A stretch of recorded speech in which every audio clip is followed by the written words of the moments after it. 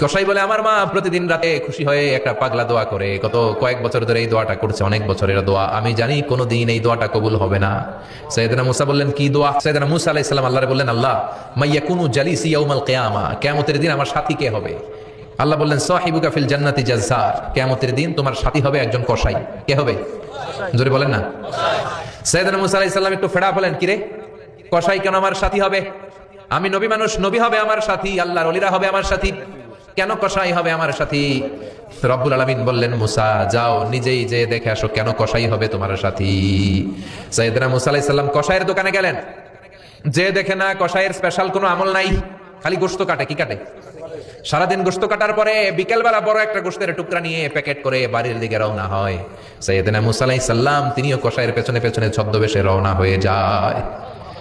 কসাই বাড়িতে ঢোকার পরে সাইয়েদনা মুসা আলাইহিস সালাম দরজায় নক করতে লাগলেন। কসাই দরজা খুলে দিতে লাগলো।